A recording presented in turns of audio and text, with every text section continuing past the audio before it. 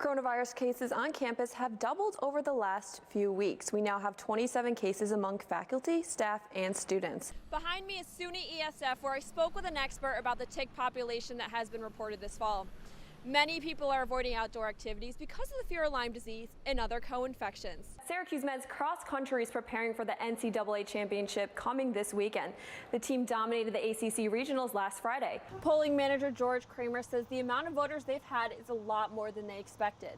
This could be because of the 2 local polling stations closing for this site. If you're looking for something fun to do for the holidays, there's a great gingerbread house competition at the Erie Canal Museum.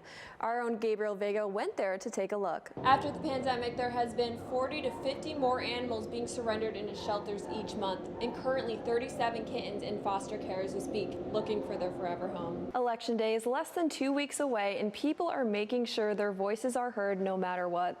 Our Allison Turner joins us now to tell us how voting has become more available with absentee ballots. But one of the reasons they have failed to change colors is because of the excessive rain they faced this summer. Chickens, geese, hawks, eagles, and more birds are now dying off at a high rate. According to the U.S. Department of Agriculture, the avian influenza, otherwise known as the bird flu, is spreading across the country. This flu is much like any other virus, but is spread amongst wild birds. Farmer Andrea Smith is aware of how the flu can affect her farm. Smith said she's doing all she can to keep her chickens safe. My chickens are inside, and that is one of the biggest things they say to do, is to keep the livestock in. That's the big thing they're saying right now, like with free-range chickens, to not have them out on grass and stuff. Smith says that her farm has never been infected. But with this being said, she takes all precautions to avoid it.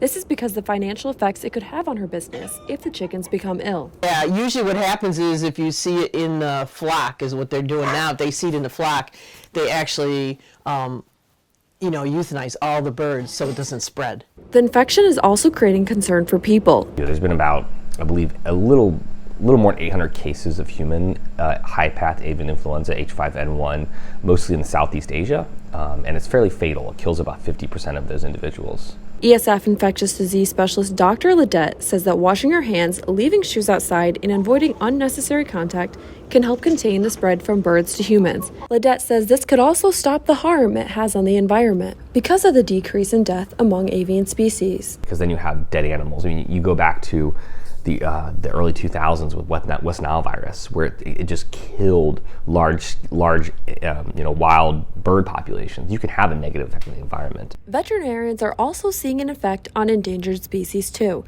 Cornell Wildlife Dr. Sydney Hoff says that they've seen an increase in wild birds at the clinic.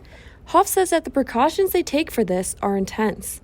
We have to be very cautious in a hospital setting during this outbreak because we have to sanitize everything, make sure birds aren't even in the same room as other birds in case they are positive until we can figure out if they're negative. The U.S. Department of Agriculture says many worry of their pets contracting the flu, but this is rarely the case, if any none. Dog owner Kayla Gilbert was worried the virus could spread to her furry friends. Gilbert said she would be lost without her dogs, but was relieved after finding out it was unlikely. Yeah, they're my best friend. If anything happened to them, I'd be devastated. And that's how many farmers like Smith would feel if they lost their chickens too. For NCC News, I'm Alexis Raleigh.